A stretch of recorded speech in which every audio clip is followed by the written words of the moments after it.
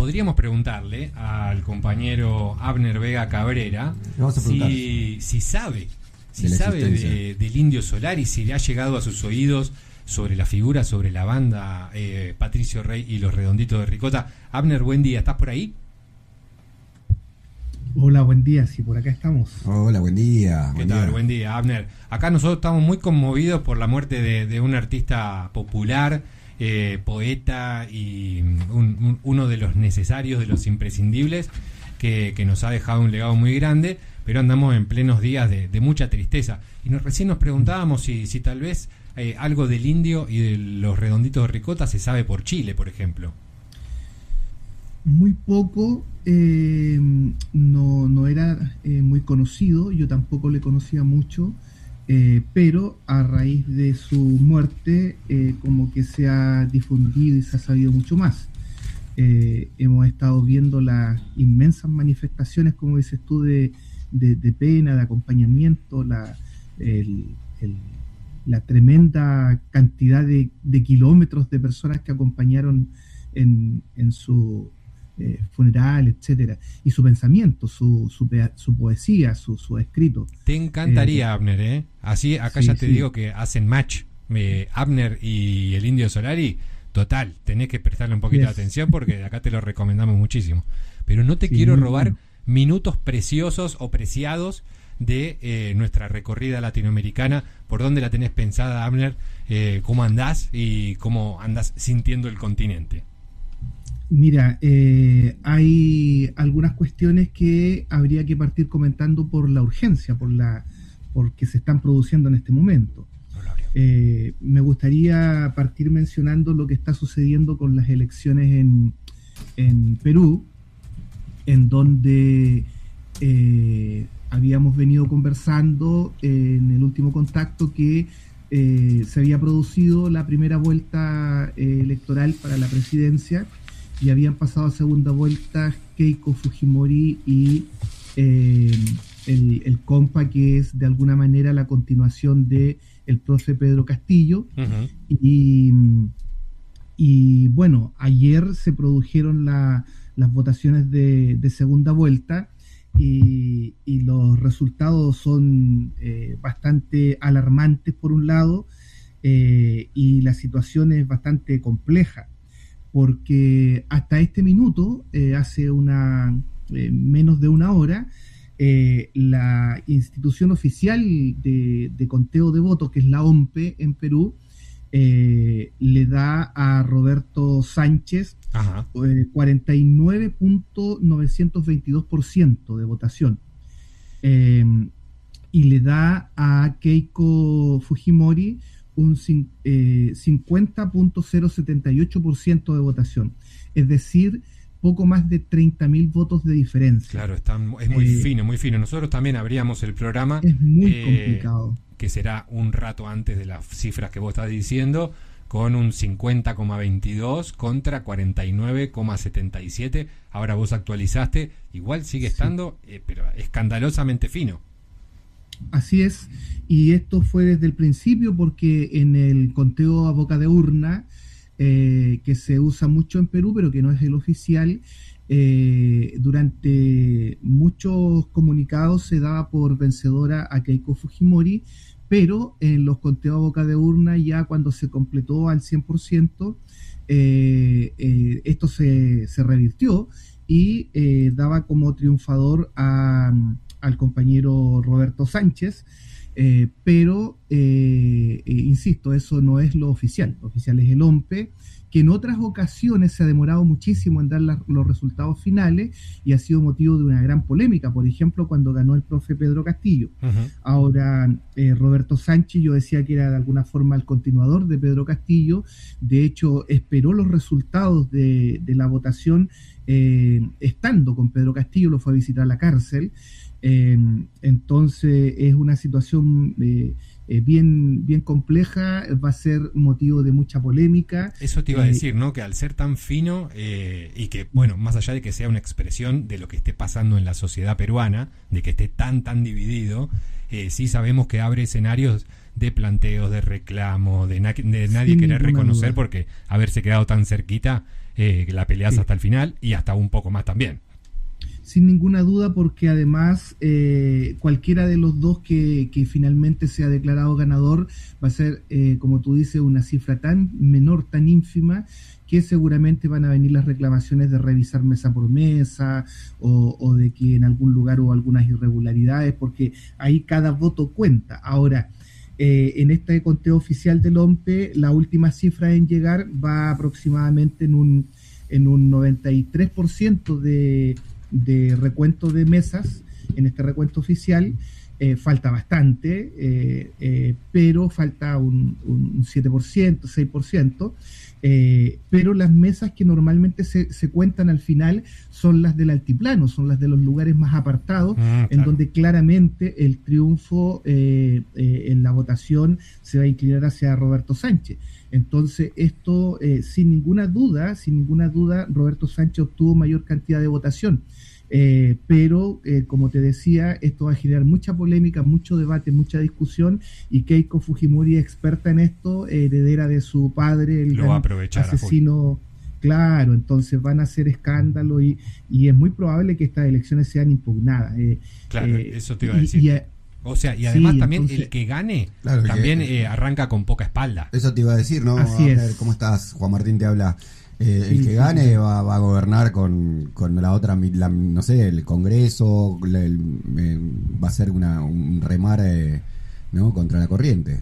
Así es, quien sea que gane va a estar con todo en contra, pero hay una diferencia que es fundamental, y es que el apoyo al compañero Roberto Sánchez Palomino es un apoyo militante, es un apoyo de organizaciones populares, de personas con mayor nivel de conciencia. En cambio, el apoyo a Keiko Fujimori es un apoyo sin organización y sin movilización, es un apoyo que es más bien anti-algo conservador, de derecha, racista, histórico, en fin, pero eso también va a contar a la hora del futuro gobierno. Ahora, lo que es terrible es cómo en nuestra América Latina todavía, en nuestros países tan empobrecidos y tan sufridos, producto de las intervenciones yanqui, producto de la acción de los gobiernos de ultraderecha, todavía en un país como Perú, la mitad del padrón electoral tiende a votar por una ultraderechista neoliberal, hija de un dictador como Keiko Fujimori. Te grabo esto, no digas Keiko, y lo usamos en cualquier elección de todo el continente, si querés. Así es, exactamente. Entonces, eso es terrible porque implica lo siguiente, implica que la lucha ideológica, la lucha mediática, la generación de matrices de opinión, la cultura, ha sido impregnada por los sectores conservadores, neoliberales, ultraderechistas, y de alguna manera estamos perdiendo la batalla comunicacional, la batalla ideológica, los pueblos. O sea, estamos todavía sufriendo esta derrota de la caída del muro de Berlín, esta derrota de la pérdida de referencia, esto que cuesta de que emerja, que es la nueva postura de un movimiento popular autónomo, independiente, que no responda a intereses de los estados o a intereses de los partidos políticos tradicionales. Eso todavía no termina de prender. Entonces, para los pueblos la situación es bien compleja, desilusionante a rato, pero también vemos que los pueblos, como siempre a través de la historia, comienzan a ver las fisuras del sistema y a ver las propias carencias y la forma en que son reprimidos, y comienzan a aparecer, a emerger en distintos lugares, en distintos puntos del continente. ¿Querés aprovechar y hacemos el salto a Bolivia para actualizar un poco la situación? Perfecto. Bolivia, vecino de Chile, vecino de Perú también, compartimos compartimos la frontera con Perú y con Bolivia, producto de que el Estado chileno en algún momento invadió territorios peruanos y territorios bolivianos. Bueno, en Bolivia ya se van a completar 4 semanas, un mes se va a completar de movilizaciones, de protestas populares, que arrancan, que son gatilladas por un paquetazo neoliberal del presidente Paz, demócrata cristiano, con apoyo del Partido Demócrata Cristiano, y que se tradujo, por ejemplo, en una baja de impuestos a los más ricos del país. Una baja de impuestos a los más ricos del país, y esto está en estrecha, directa relación con lo que ha pasado en otros países, como por ejemplo en Chile, donde también se está proponiendo una baja del impuesto del 1% más rico del país. Además, en Bolivia se produjo una alza del combustible, cosa que también sucedió en Chile y también ha sucedido en otros países, con la excusa de la guerra en Asia Occidental, y digo con la excusa porque muchos de nuestros países no traen el combustible, el petróleo desde allá. Se trae de lugares mucho más cercanos, y entonces no estarían tan afectados por el alza mundial de los precios del combustible, pero se producen estas alzas y entonces el pueblo boliviano sale a la calle. Hay una muy mala evaluación de parte del gobierno y la ultraderecha boliviana, al pensar de que el pueblo no iba a reaccionar porque venía absolutamente dividido, el MAS al menos, el movimiento hacia el socialismo, sí, entre el sector que apoyaba a Evo Morales y el sector que apoyaba... Claro, su propia división que ya venía a cuenta. Así es, pero los intereses de los pueblos estaban vigentes. Claro. Entonces, esta mala evaluación hace que hoy día en Bolivia se esté recurriendo, se esté pensando en la militarización total del conflicto del país, porque además el gobierno ha tenido unos movimientos muy lentos, ha reaccionado muy lento, y entonces esa crisis ha ido escalando cada vez más. Pues no saben qué hacer con cuando baja la gente de allá Así es, de la altura. Porque es una cantidad muy grande de personas muy organizadas, con un sistema de protesta que ya es histórico, que esto del bloqueo de los caminos con bloques de piedra, con grandes rocas, y que además cuando es necesario y es despejado, por ejemplo, un bloqueo, se levanta otro, o hay muchos bloqueos que son bloqueos móviles, es decir, van cambiando los puntos donde cortan las carreteras. Entonces ha sido muy difícil despejar los bloqueos de carretera, aun cuando el gobierno ha utilizado fuerzas paramilitares, como la Unión Cruceñista y otros grupos de ultraderecha, de zonas que son proclives precisamente a la ultraderecha, que siempre fueron oposición a Evo Morales, oposición a Arce. Y entonces los enfrentamientos en muchos lugares han sido entre los y las manifestantes y grupos paramilitares con apoyo de las policías o del ejército. Directamente, así, oficial. Así esa colaboración. Sí. Pensaba un poco en vehículos civiles y con mucho armamento, en fin. Ajá. Pensaba, mientras hablabas y reflexionábamos que no saben qué hacer, y lo que decías hace un ratito acerca de este campo popular tan desorientado o en busca de orientación, cómo sí ha habido una regularidad de los pueblos del alto cuando bajan, ¿no? Ahí no ha cambiado nunca. Cuando llega ese punto de indignación bajan y hay que hablar, sea Evo, sea cualquiera de los gobiernos derechosos que tuvo antes o después, Bolivia también, ¿no? Ahí sí hay una continuidad que también puede llegar a ser un llamamiento a la desorganización reinante del campo ideológico también. Claro, hay dos grandes focos del movimiento social boliviano que son constantes, permanentes, históricos. Uno son las organizaciones del trópico, los sindicatos del trópico, que siempre históricamente han apoyado a Evo Morales, y que son zonas irreductibles, son zonas donde difícilmente entran las policías y hasta el ejército cuando se lo proponen. Y el otro es efectivamente la zona del Alto, en donde también el movimiento social, el movimiento popular siempre ha sido fuerte. No siempre han estado unidas estas dos zonas, estos dos sectores, pero claramente han manifestado históricamente una oposición a los gobiernos ultraderechistas, a los gobiernos entreguistas, en fin. Entonces esas dos zonas son irreductibles. Cuando la población del Alto se levanta, como dices tú, cuando se inician protestas, quien sea que esté en el gobierno tiene que ceder, o al menos tiene que dialogar, negociar, porque el poder, la potencia de eso es muy grande y no hay posibilidad de controlar, y rápidamente se pasa a formas superiores de movilización. Rápidamente el Alto, rápidamente las federaciones del trópico pasan a los bloqueos, a la toma de lugares importantes, tomas de aeropuertos, como ha sucedido también en este mes que llevamos de movilización. Uh-huh. Bueno, para tomar nota, ¿no? Algunas cosas que marcan una contundencia. Digo, en este panorama que siempre estamos revisando de desoriente, me parece que ahí hay una claridad y una contundencia también a la hora de cuando se indignan salir, ¿no? Así es, sí. Bueno, y en esa misma línea me gustaría mencionar también que así como están esas dos zonas irreductibles en Bolivia de los sectores populares, de los pueblos, esto sucede en distintos puntos del continente. O sea, hay franjas, hay partes del movimiento indígena ecuatoriano que tampoco se entregan fácilmente a las corrientes políticas de derecha o de izquierda, uh-huh. Porque en realidad estos son nuevos paradigmas, es lo que emerge de la fuerza ancestral de los pueblos indígenas, de los pueblos históricamente marginados por todos los partidos, por todas las élites de las distintas derechas o incluso las izquierdas. Entonces, también pasa esto en Ecuador, también pasa esto en Colombia.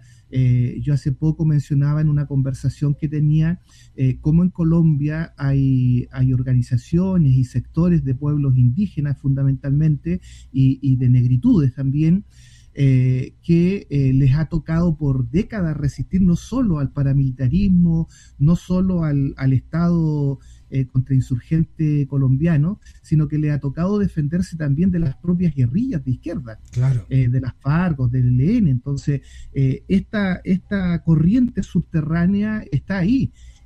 Y, por ejemplo, en el caso de México se expresa en el movimiento zapatista, que continúa vigente, que continúan organizados en sus zonas virtualmente liberadas, a pesar de los gobiernos de Morena, en este caso gobiernos de izquierda, o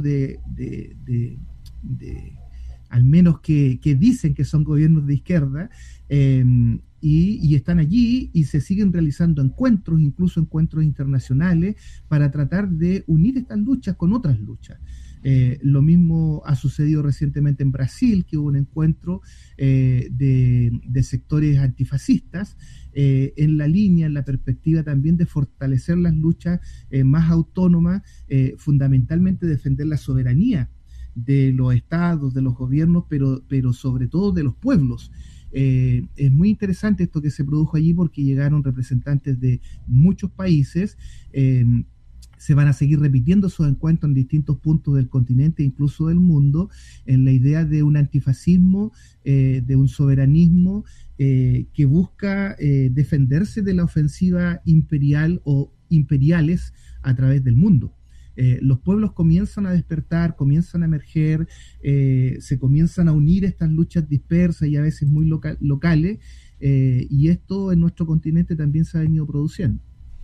Bueno, sí, está ahí latente esa conexión, y sobre todo que después repercuta en las ciudades, ¿no? Que se ha sido también las cuestiones más históricas de desencuentro también, en qué está planificando cierta dirigencia en la ciudad, en los focos, en los nodos, y esa otra resistencia tan potente, tan contundente, de la cual, insisto, deberíamos tomar nota. ¿Para dónde otro lugar que nos quiera llevar del continente antes de que se nos acabe nuestro rato de lunes? En esta misma línea de los pueblos en movilización, hay en varios países que se han producido tremendas movilizaciones que están fundamentalmente en contra de paquetazos neoliberales, en contra de medidas ultraliberales que se han venido tomando por parte de gobiernos de ultraderecha. Uh-huh. Entonces, en los últimos días hemos presenciado habido tremendas protestas en varios países. Por ejemplo, en Chile hemos tenido unas movilizaciones del ámbito educacional muy grandes, muy significativas en varias ciudades, donde se encuentran todas estas corrientes, las corrientes más autónomas, las corrientes que vienen más bien de la izquierda reformista y que vienen del progresismo, pero ahí están manifestándose, como tú dices, en la zona urbana. Claro. El caso de Chile, entonces, han estado estas movilizaciones permanentes desde que asumió Kast del sector de la educación, pero que también se han ido sumando otros sectores como la salud, vivienda, medio ambiente, y que tienen que ver con el rechazo a esta propuesta que ha hecho Kast de, por un lado, bajar los impuestos a los más ricos, de un 27 a un 23%, por otro lado, de recortar una gran cantidad de proyectos sociales. Seguramente ustedes están pensando en lo que ha pasado en Argentina, claro, una gran cantidad de proyectos sociales, y que ha venido utilizando la legislación de Boric, ha venido aplicando mano dura en contra de todas las protestas. O sea, la represión sigue siendo muy dura, sobre todo a sectores organizados populares urbanos, jóvenes, y también a comunidades mapuche. Son las caras que se conocen y que estuvieron presentes en la calle durante el gobierno de Boric también, o hay un reagrupe de algunas fuerzas que estuvieron tal vez más complacientes con Boric y ahora vuelven a la calle a luchar un poco. Así es, se juntan estas dos corrientes, se juntan quienes durante 4 años eran bastante manejados, bastante subordinados a las políticas del gobierno pasado, ahora se suman a las movilizaciones, incluso han convocado algunas de las movilizaciones, sectores universitarios como la Confech, o incluso sectores de la CUT por el lado de los trabajadores, han sido parte de estas convocatorias nacionales. Entonces se produce precisamente esta convergencia entre los sectores más autónomos y los sectores más progres en Chile. Similar a lo que uno observa que ha pasado en Argentina, también privatizaciones, entrada de capitales sionistas, recorte a programas sociales, aumento de la pobreza, en fin, y entonces también van convergiendo las luchas de los sectores más autonomistas y los sectores más ligados a la izquierda tradicional. Lo mismo que veíamos en Bolivia.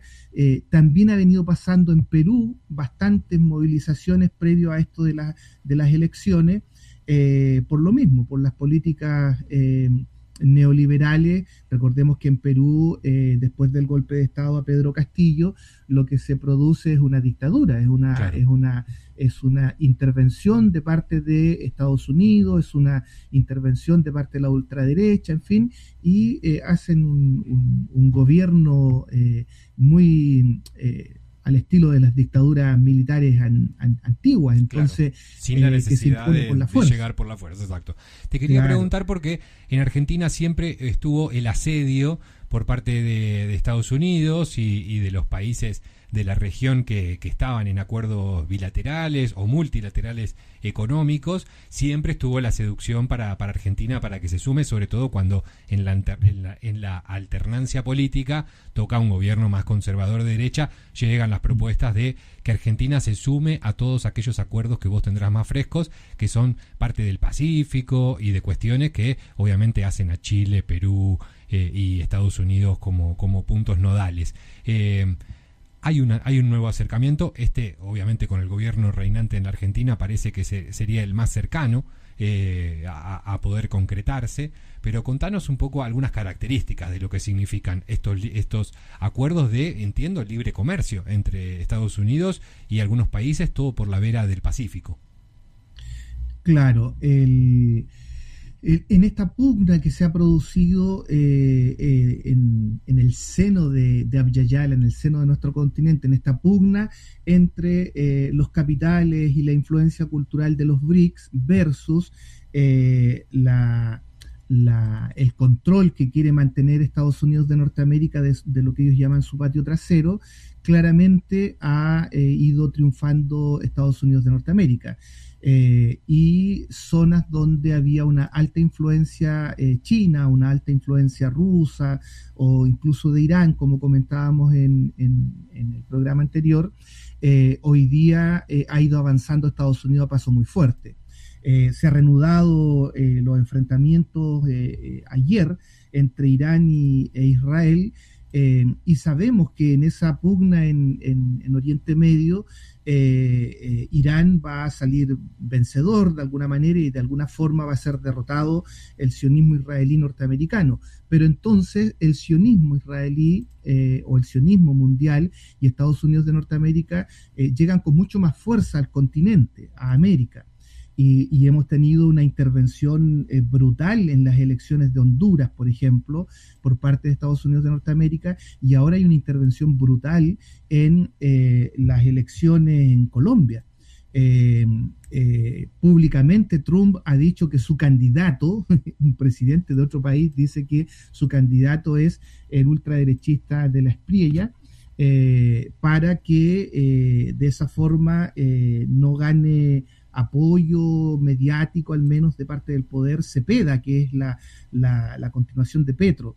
En Perú, ayer a primera hora, el embajador de Estados Unidos hizo un recorrido en las zonas de votación también, mostrando su presencia permanente. Entonces, Estados Unidos ejerce esta presión blanda, apoyando a determinados candidatos o candidatas para que triunfe la ultraderecha, y cuando eso no le funciona, la presión dura, como el bombardeo del 3 de enero de este año en Venezuela, o la amenaza constante que hay hoy día sobre otros países como Cuba, como México, como Colombia mismo, o Nicaragua. Es una amenaza constante, incluso Brasil. En Brasil, algunas de las mafias más conocidas en Brasil fueron ingresadas en el listado de organizaciones terroristas que tiene Estados Unidos, lo cual abre la puerta a realizar cuestiones similares a las que han querido o han hecho en México, claro, que es intervenir con tropas, que es intervenir con fuerzas para detener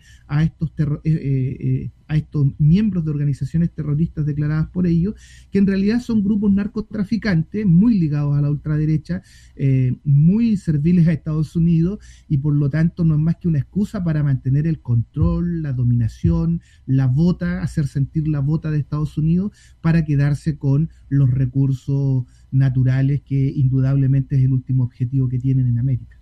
Un recurso que lo conocíamos hace mucho tiempo en todo lugar aquel que le interesaba a Estados Unidos meter un poco la cabeza, ¿no? Lo del el narco, ahora el elemento del terrorismo también, como la gran excusa. Ahora sí, por lo que comentás y por lo que hemos venido revisando y repasando, parece ser así la estrategia del momento. Detectar esos grupos, ficharlos, catalogarlos como terroristas, y que eso abra la puerta a una invasión, sea concedida o no, sea charlado o no con los gobiernos en cada uno de los lugares. Parece como cuando se había puesto de moda, que van cambiando las modas, y estuvo el golpe parlamentario, va encontrando sus formas el intervencionismo. Lo que pasa es que acá es de cabeza directo el gobierno yanqui metiéndose, ya no haciendo alianzas ni nada con cosas locales.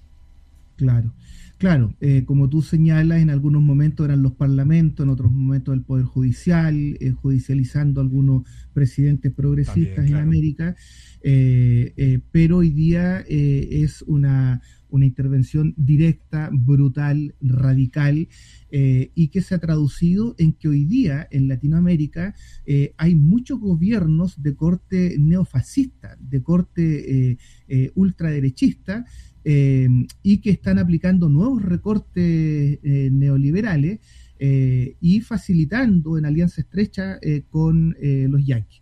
Ahora, hay una diferencia en esto de la excusa, porque en décadas anteriores se acusaba de terroristas o de narcoterroristas a grupos de izquierda. Pero hoy día, con el debilitamiento de las guerrillas, ya no son la excusa del narcoterrorismo de izquierda, claro, o del narcoterrorismo popular. Es narco a secas. Hoy día se acusa de narco a los presidentes de los países. Claro, entonces, claro, Hoy día Petro es sospechoso de ser un narco, Maduro acusado. fue secuestrado por ser un narco, y en estricto rigor, hoy día estos gobiernos ultraliberales, ultraderechistas en América, ellos son los que están ligados de verdad al narco. O sea, el caso más claro es el de Ecuador, pero también hay otro. O sea, en Honduras, en Ecuador, en Paraguay, o sea, en varios de nuestros países, la línea entre los gobiernos de ultraderecha y las mafias de tráfico son muy finas.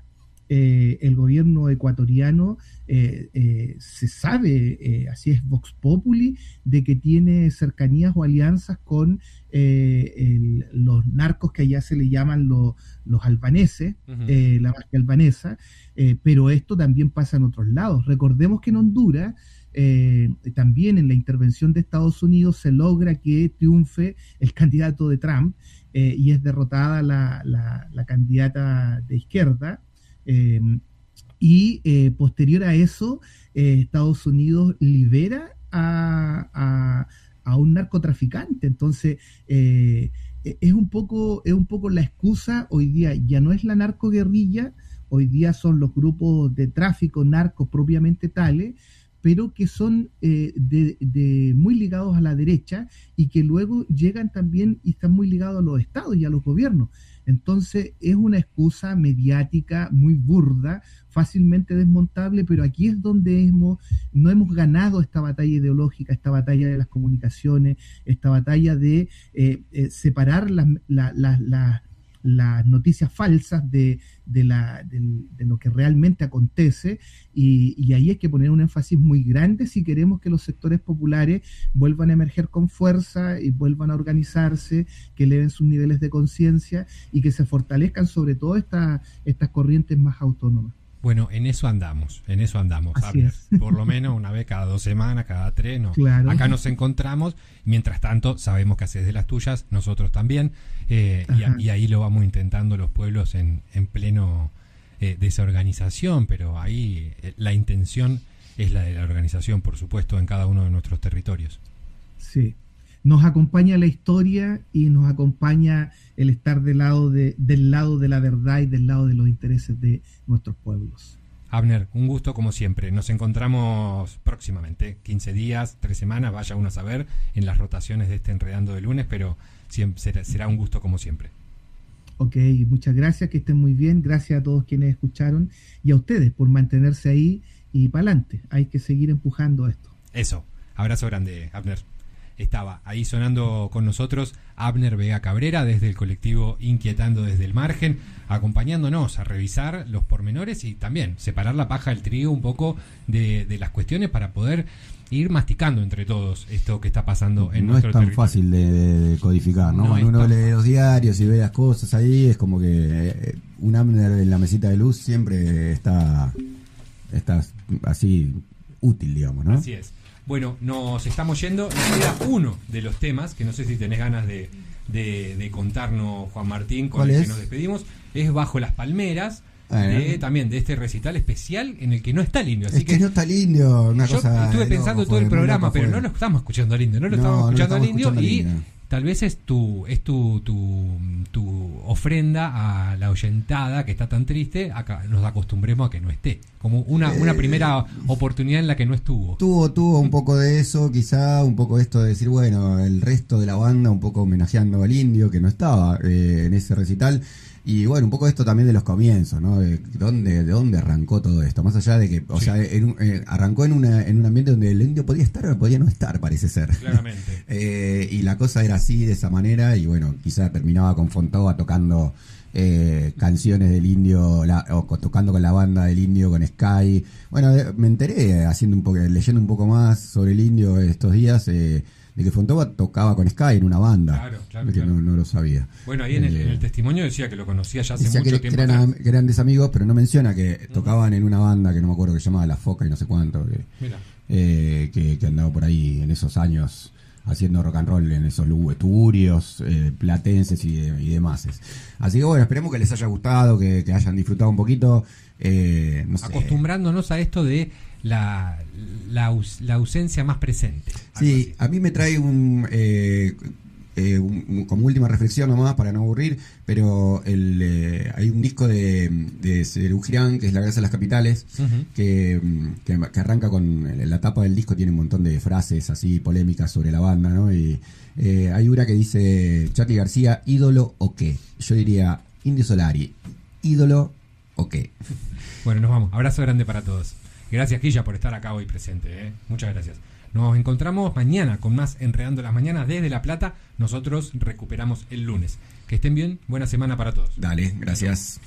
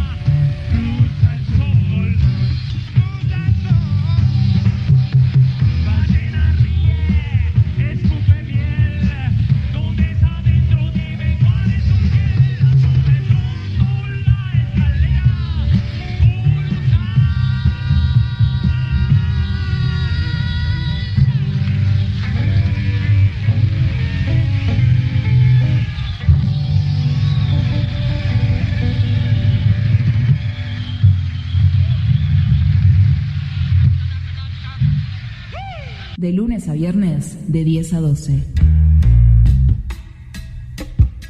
Información de la red de medios alternativos en tu radio. Enredate. Un mapa sonoro de la información y las noticias hecho en red. Colectivismo informativo. Rompe con la costumbre y sumate a esta red. Enredando las mañanas.